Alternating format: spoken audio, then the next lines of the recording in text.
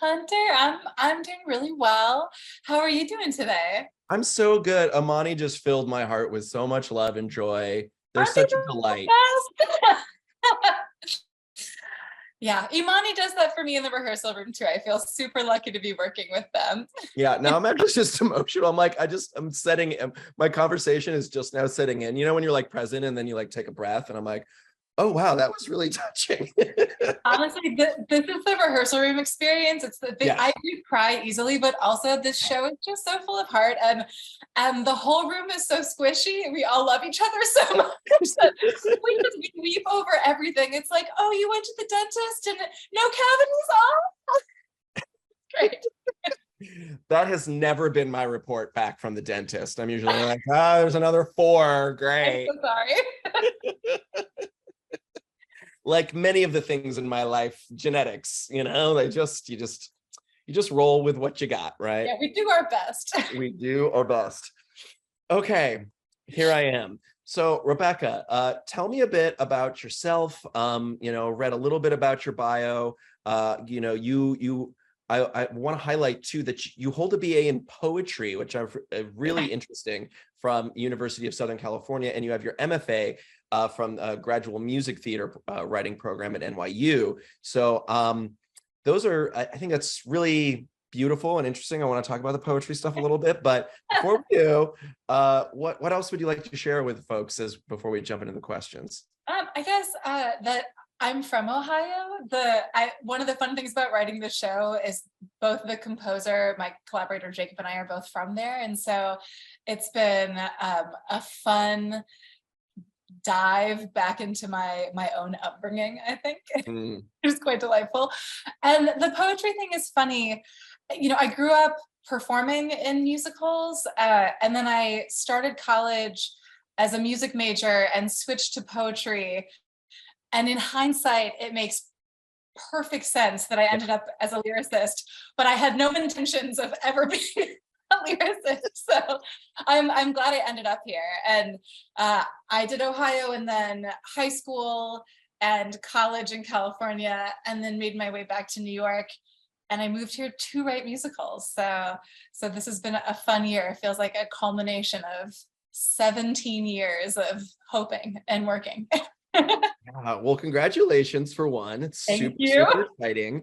And I agree. It makes so much sense that poetry would lead you into writing, lyrics for music, because it really is, poetry has a musicality to it. So it really makes sense that those interests would overlap.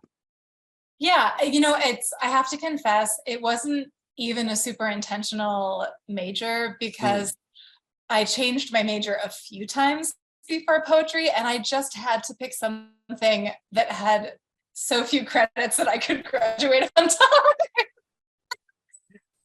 I totally get that. Yep. But it all Totally worked get that. out.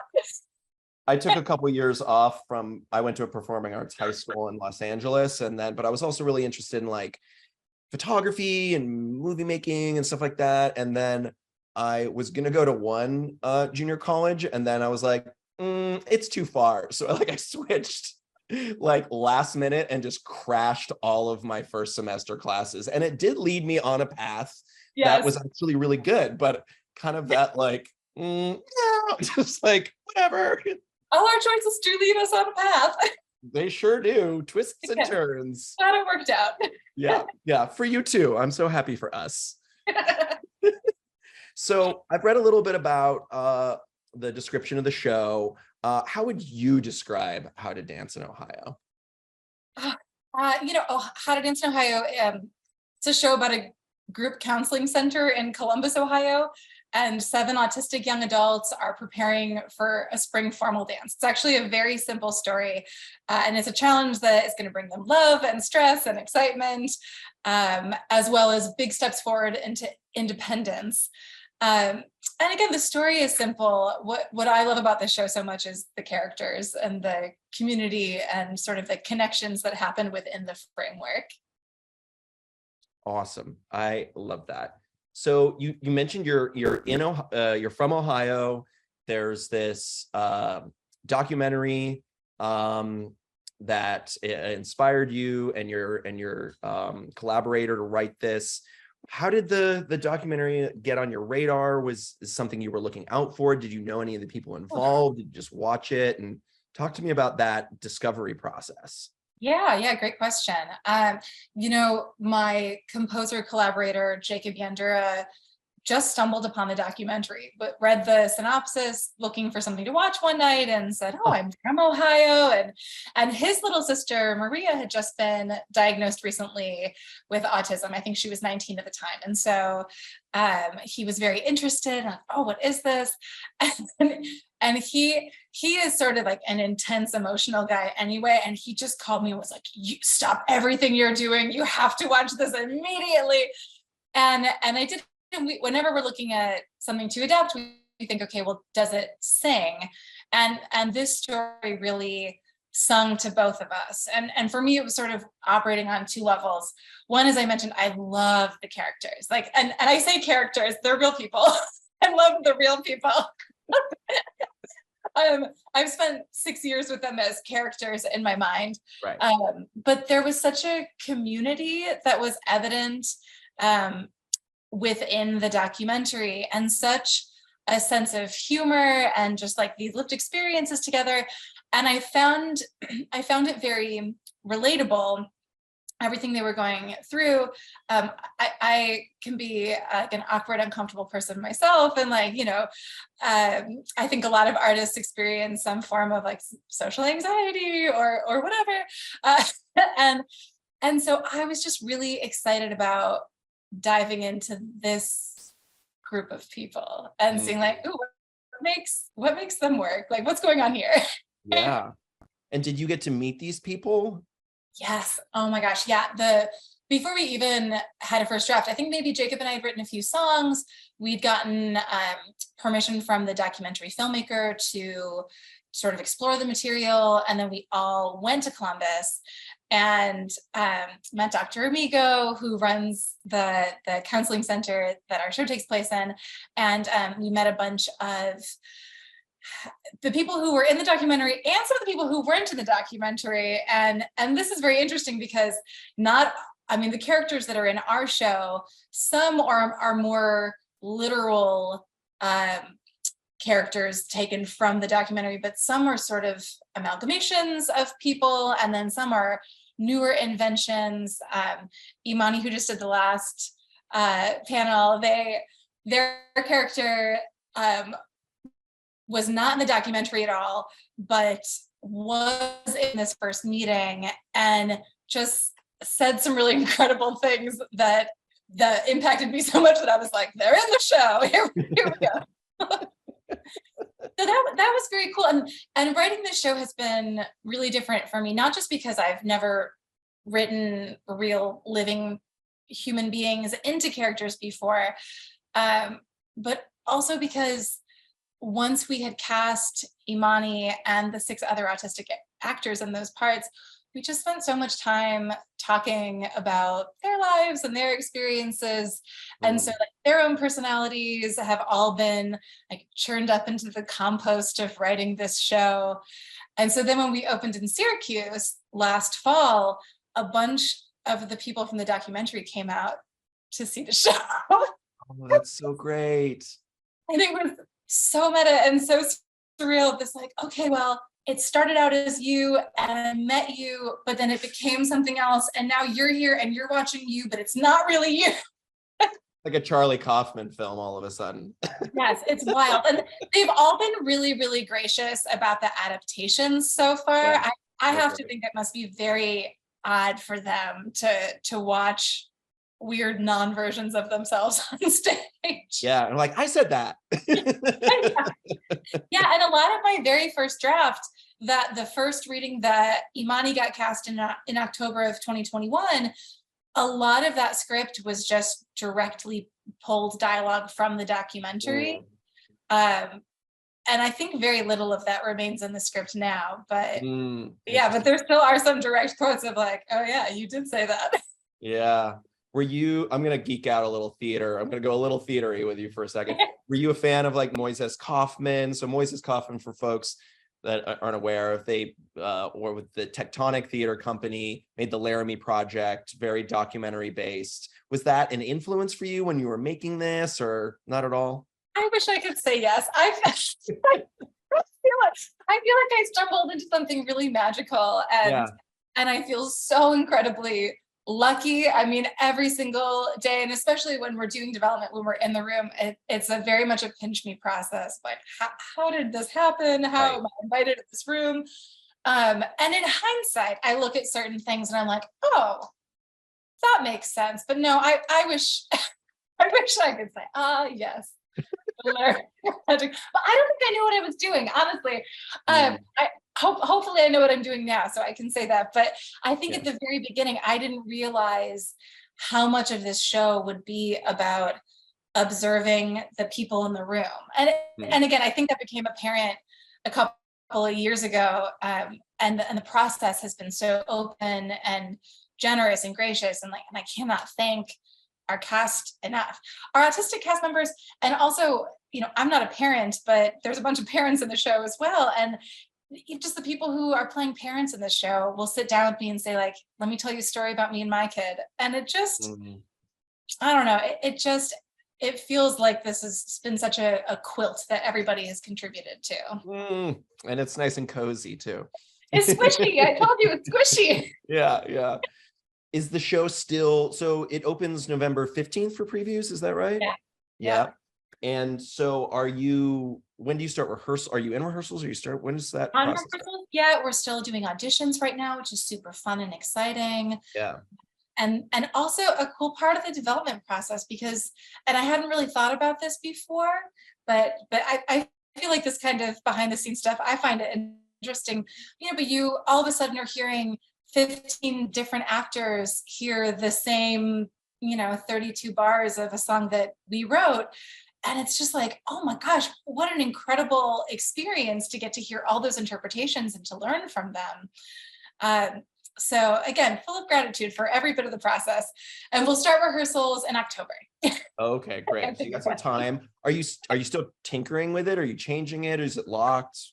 I'm tinkering it. This was a nice break from working through my punch list today. So yeah, I've got a little, for the book, for the dialogue, and then a little bit for the lyrics. And this is a true ensemble show. And so it's wonderful because every character and every actor, I hope, really gets to shine in their part. And it's also really challenging because everybody needs to have a complete arc, ideally. And you want to find the way to weave all those together where, it's not 4 hours. Totally. And yeah, I can only imagine what the dance between wanting the individual to have an arc and also the story as a whole to have a cohesive arc that goes hand in hand without, going on a tangent or something. Yeah, I know. I hope we do it. I believe it. I'm going to be there. I'm in New York. I'll be there. Thank you, Hunter. I'll be in the front row, just quietly. Yeah, but again, the balance has been nice, and I Yeah. think that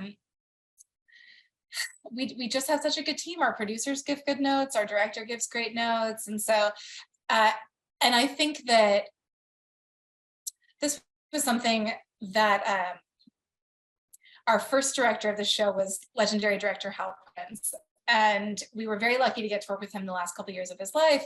And he would always say it's so important for everyone to be on the same page in the production. And that seems very obvious, but I cannot tell you how many times communication falls apart over the course of making a musical. Yeah. And so I just feel so lucky that this team really values being on the same page. And that's both from a storytelling perspective, but also a company values perspective. So I feel good about it. That is so amazing that you got to work with the late great Hal Prince. That's, in theater, folks, that's enormous. Google Hal Prince. It's staggering. That is amazing. And are there little pieces of as you've worked with different people now, are there little pieces that have carried over? You're like, oh, this is a little glimmer of what like Hal brought to the project and this person brought to the Yeah. project. Yeah, definitely. In fact, our producers had a stack of material of all of Hal's notes from the earlier drafts, and all of that was given to our director, Sammy Canalt. So she has poured through all of those notes, and I know been very influenced by Hal's vision too. That's so amazing. What a wonderful way to kick off a process that then now y'all are making your Broadway debut with it, which is pretty incredible. You're clearly being in good hands, like with Hal and with other people, just the universe dropping this documentary onto your radar and just setting this trajectory for the next how many years of your life. It's really magical. It is. And I think Imani maybe mentioned this too, but every step of this process, it's our little company joke of like, well, it's just meant to be. And everything feels very put into place and in a lovely way. I love that. The quilt that's sewn together piece by piece. Ah, right? I know. Yeah. There's room for everybody under the quilt. So I'd love to hear about, so you were mentioned your team a bit. Talk to me about what this process of creating the show with accessibility in mind rather than an afterthought, and how do y'all talk about that? How do you figure that out? Imani mentioned a bit about when we were, they're talking about the rehearsal space with taking breaks. There's a quiet room, like that. I was like, that, right? That's amazing. That's incredible. Yeah, honestly, just having a quiet room anywhere in New York City is such a luxury. Yeah, the accessibility upfront has been so helpful. Honestly, I think to everybody on this team. And it started with a form, before we even get in the rehearsal room. Everybody fills out a form about what their accessibility needs are and if there's anything that we should know. And so, there just aren't any surprises when we get in the room. And as Imani mentioned, if you need to leave in the middle of rehearsal, it's not a big deal. You just let the stage manager know if you can. And I honestly think that works really well for our rehearsal process too. And I think people find this a lot when it comes to broader universal design, that when we make these accommodations, they don't slow the rehearsal process down at all. This is the smoothest rehearsal process I've ever been a part of.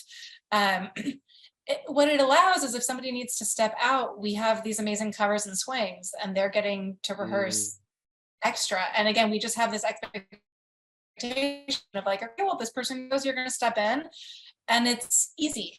And again, generous. No one's like, oh, why is the swing doing this? We're like, yeah, oh my gosh, get it. Yes. So that's been really helpful. We've also done anti-ableism training, this wonderful program called Sharing the Stage with a group called Collab that we're connected with. And every person who's attached to the project goes through anti-ableism training, which is useful and introduces people who are new to the project to a lot of vocabulary and ideas that those of us who have been on it for 2 or 3 years, it might be a bit more native to us at this point, but not to the new folks. So we have this nice onboarding process. Ooh, I know, right? Drop it in our corporate speak now. Very nice. Honestly, I think I mentioned the culture of the company, and a huge part of it comes down to the culture of the company, where you're allowed to ask for things. And I'll say, even as a writer, there were a couple of days in our workshop this last February where I was really struggling with a lyric rewrite, and I was feeling very emotional about it. And it wasn't even the official quiet room. I found a closet, and I kind of locked myself away in this closet. And I honestly think on any other production, I would be worried. Are they wondering where I am? Are they going to think I'm weird? Would be unfocused. But nobody questions, where's Rebekah? Oh, she's in that closet. It's fine. So I think that the fact that everyone is just so loving, so kind, and there's just a culture of acceptance, that is an accessibility in itself, like Yeah. come as you are. Oh, I love that. We talk a lot about here at Powerfly bringing your whole selves to work, and easier said than done, right? Because that also, and that you can't just do that willy-nilly if there isn't the space in the environment that supports that, right? Because that won't create a level of like psychological safety if I bring my whole self to work and then suddenly I'm being like punished for it. It's like, well, I'm never going to do that again, is like my 4-year-old's like response to it, right? So like isn't your whole self different from day to day? Like it gets so tricky. Of like sometimes I show up and I had a full night's rest and I had my coffee and I'm firing at all cylinders. And some days you show up and you're kind of a mess. And again, I think that even just knowing that you're not going to be penalized or judged for how you're showing up in the room is such a relief. Oh, absolutely. And I love hearing too what you said about accommodations don't slow down the process. They actually make it smoother. And I think that's so true. And so like, let's put it on a billboard or a bat signal or whatever, just like any way to get that message out, because it's counterintuitive. But like you said, like everyone benefits from it. Because like if I'm distracted and I need a break, that's not going to be a productive scene rehearsal, right? It's more productive for me to step out, reset, do whatever I need to do to take care of myself, and then the swing or understudy gets to go on and do their job too, and then that will be great for when they get to go on and rehearse, because they will probably do that. So it's just wonderful to hear all of these accommodations that you're putting in that actually are effective and thoughtful. Yeah. And again, I hope we're not perfect. And another part of the culture that I like is that we make mistakes and we try to be really open and apologize and move forward. But it does feel good. And I hope that another thing I love about our producers, P3, is that they know the importance of documenting this kind of accessibility. So they are creating a nice model that I hope will work for other shows. Oh, that's great. Yeah, we need more. Yeah, like whether you have autistic characters in your show or not, you should hire autistic actors. You definitely should do that. Yes. Regardless. 100%. But these models, like, again, I think that they could make commercial theater just a more humane and equitable place, period. Yeah, absolutely. We need more playbooks like this. So please write your playbook down, share it, keep talking about it with folks like us and other mediums wherever you can, because I think we all had a reckoning during the past few years of being like, a lot of systems don't work and we need to change so many things. So it's great to hear about it happening on the inside and on the theater front as well. Yeah. So we have just a couple minutes left.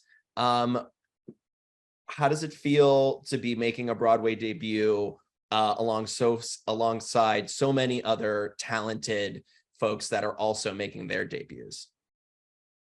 You've probably noticed by now that we all really like each other. That's a relief. It feels like, again, it's the right show. It really, when I watch the show, it feels like a representation of myself on stage also, which as an artist is such a great feeling. And it feels like, getting so many things have to happen to get a Broadway show up. To get them to say yes and to give you a Broadway theater, and the mechanics behind it are epic. And so the fact that we got the theater, the fact that it's happening, feels like a miracle on one hand, and then also like inevitable. Of course, if anyone could do it, this team could. But I'm very excited. Oh, that's so good. So there's one song that's online, right?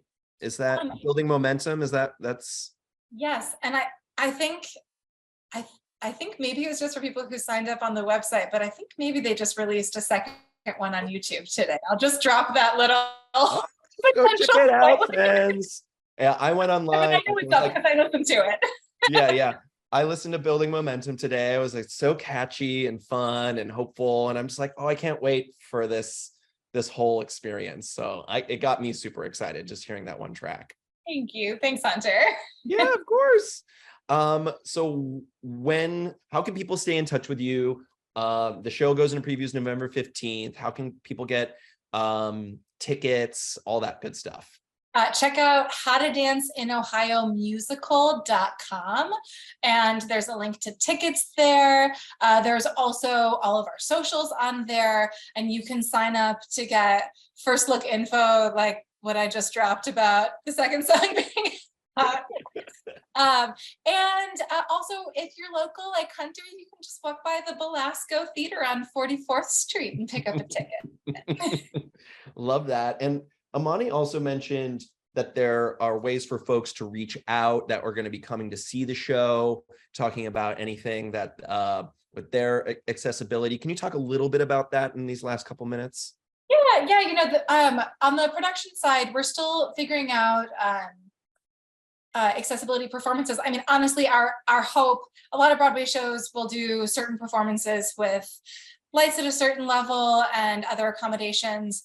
But in the writing of this show, we want it to be sensory friendly. And that means so many different things to different people, going with our adage of, if you've met one autistic person, you've met one autistic person. But most importantly is there's an email on the website, howtodanceinOhiomusical.com, where you can give feedback. So if there is something that is specific to accessibility in Broadway theater that you have experienced, you can tell us that. And we will do what we can. Awesome. Well, Rebekah, this has been absolutely fantastic. You're a delight to talk to. Congratulations on the show and your whole team. I cannot wait to see it. Thank you so much. I hope you have a great day. Thanks, you too. Take care now. See you soon.